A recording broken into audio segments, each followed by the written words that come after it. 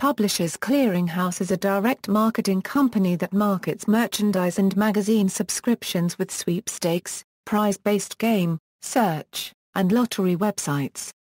Publishers Clearing House was founded in 1953 by Harold Mertz to replace door-to-door magazine subscription sales by a single vendor offering multiple subscriptions by mail.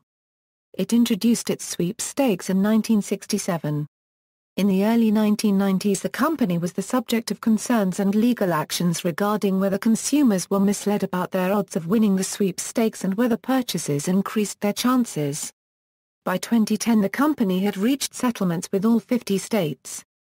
The company acquired search company Blingo in 2006, online gaming company Funtank in 2010, and mobile marketing company Liquid Wireless in 2012.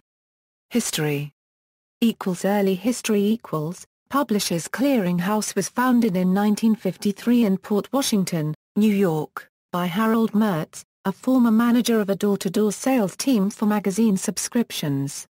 The company started in Mertz's basement with help from his wife Lou Esther and daughter Joyce. Its first mailings were of 10,000 envelopes from Mertz's home in Long Island, New York, and offered 20 magazine subscriptions. 100 orders were received.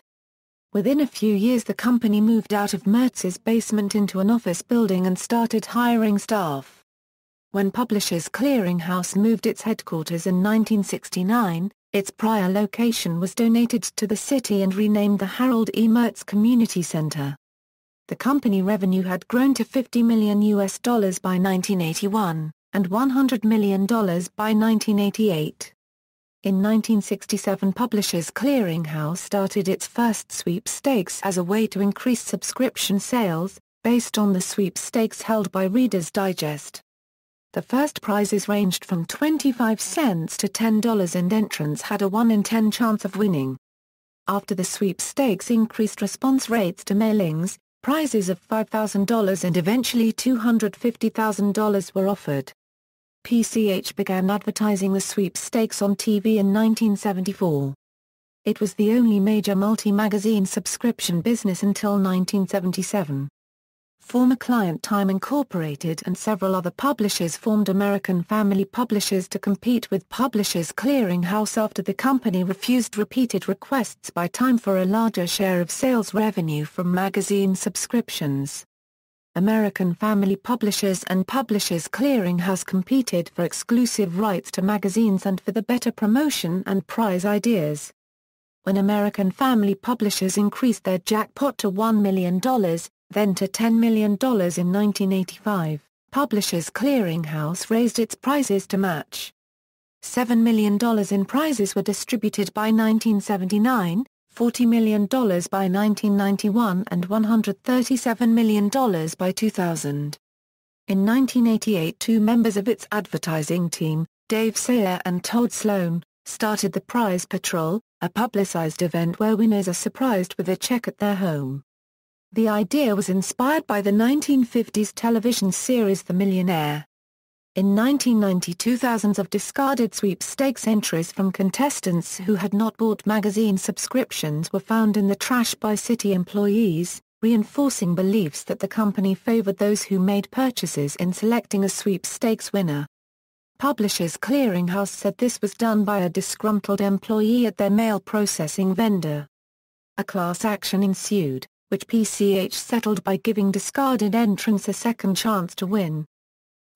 Government regulation. In the 1990s, Publishers Clearing House and its primary competitor, American Family Publishers, experienced a series of legal troubles due to concerns that their mailings misled consumers about their odds of winning and implied that magazine purchases increased their chances. This led to the Deceptive Mail Prevention and Enforcement Act of 2000, which regulates direct mail businesses. At the Senate hearings regarding this act, Publishers Clearing House said most consumers were not confused about their chances of winning or that purchases did not increase their chances. The company said less than 5% of participants spend more than $300. Government officials from California said 5,000 local consumers paid more than $2,500 each in magazine purchases under the false belief that they were increasing their odds of winning the sweepstakes. Industry sources estimated Publishers Clearing House's response rates decreased by 7 to 12% and its sales volume by 22 to 30% in response to the bad publicity from the lawsuits. In 2000, Publishers Clearing House laid off a quarter of its 800-person workforce. Lawsuits. In 1994, Publishers Clearing House sent mailings telling recipients they were all finalists, which led to a lawsuit involving the attorneys general of 14 U.S. states. Later that year, Publishers Clearing House denied wrongdoing, but agreed to pay a settlement of $490,000 and to change their practices. Under the agreement, Publishers Clearing House said it would define terms like finalist, and disclose the chances of winning.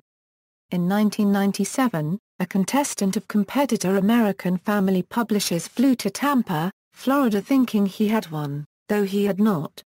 The resulting publicity caused more lawsuits for both companies. Publishers Clearing House reached a $30 million national settlement in 1999. In 2000, another $18 million settlement was reached with 24 states, after the company sent mass mailings that said "you are a winner" and used mock personalized checks. Publishers Clearing House agreed to avoid similar mailings in the future, and add a sweepstakes fact box to mailings. State attorneys spoke out against the national settlement from 2000 and additional lawsuits were filed by individual states. Another $34 million settlement was reached in 2001 in a lawsuit involving 25 states.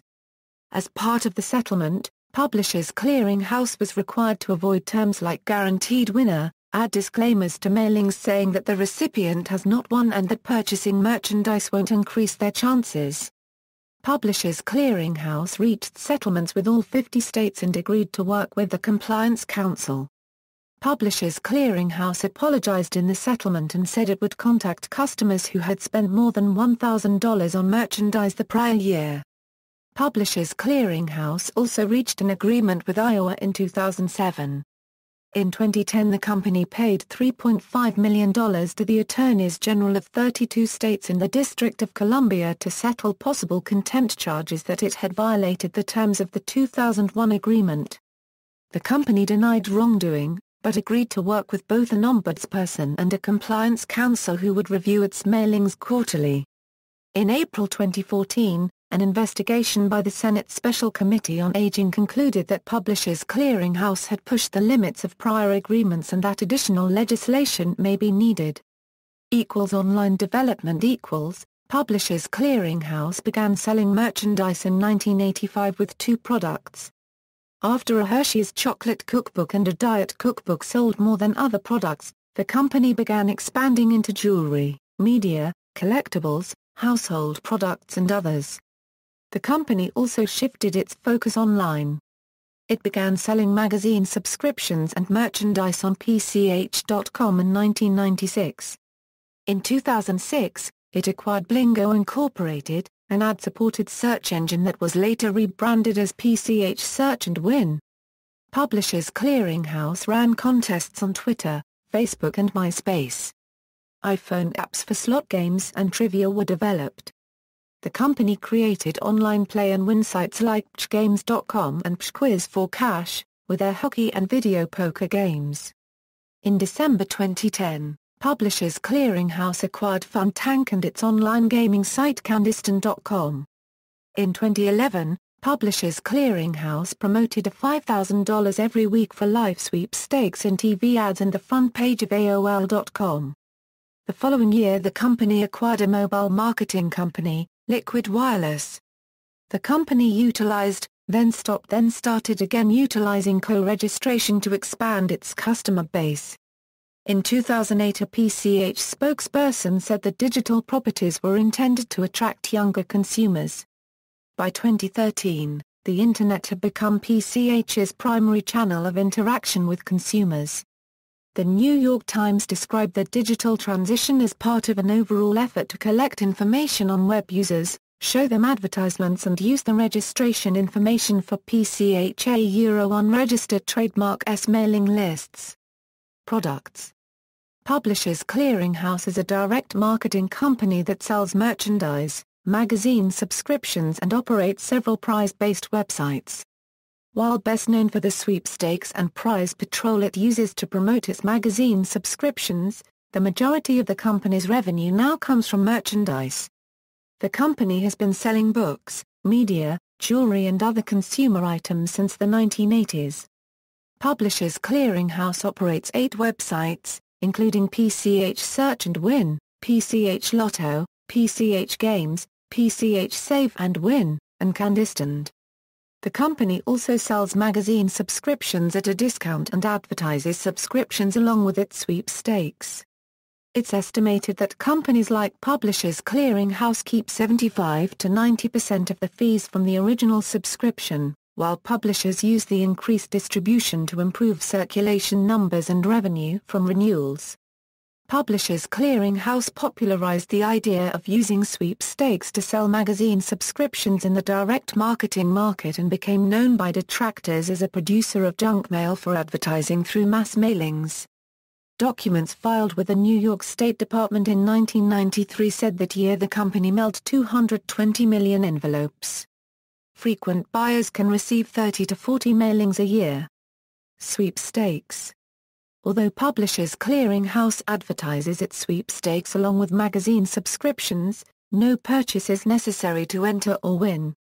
In 1995, Publishers Clearing House began the tradition of announcing winners of its $10 million prize just after the Super Bowl. As of 2012, $225 million in prizes have been distributed. Some of its larger prizes are for $5,000 a week for life, or $10 million. As of the fall of 2015, a prize of $10,000 weekly is also offered. Prizes can also range from $1 Amazon gift cards to $2,500, $1 million or $3 million. Sweepstakes scammers often pose as being from Publishers Clearing House and say that a cash payment is needed before they can deliver a prize. According to Chris Irving from Publishers Clearing House, if you are contacted by anyone claiming to represent Publishers Clearing House and they request payment of any amount to collect a prize, do not send any money. You have not heard from the real Publishers Clearing House. The odds of winning a Publishers Clearing House sweepstakes vary depending on the number of entries and what prize or sweepstakes is involved. According to the official rules, the estimated odds of winning the $1 million a year forever are 1 in 1.3 billion. As of 2015, the odds of winning the $7,000 a week for life prize is 1 in 1.7 billion. The odds of winning the $10 million prize were 1 in 505 million in 2008 and 1 in 1.5 billion in 1995. Smaller prizes have better odds that may vary from 1 in 223 to 1 in 80,000, depending on the prize. Prize patrol the prize patrol surprises sweepstakes winners at their homes, work or other locations with cash prizes and captures the event on video.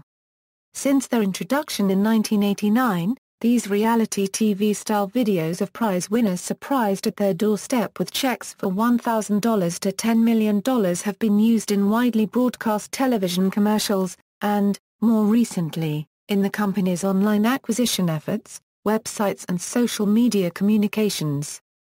In 2013, a $5 million television campaign modified the traditional prize patrol commercial by digitally altering video from classic sitcoms like The Brady Bunch and Gilligan's Island to show the prize patrol visiting characters in the show. The prize patrol has made in-person appearances or delivered prizes on TV shows like The Oprah Winfrey Show and The Price is Right. Their surprise-winning moments have been spoofed by Jay Leno, Conan O'Brien and the cast of Saturday Night Live. Woven into the plots of movies such as Let's Go to Prison, The Sentinel on Night and Day, and the subject of cartoons.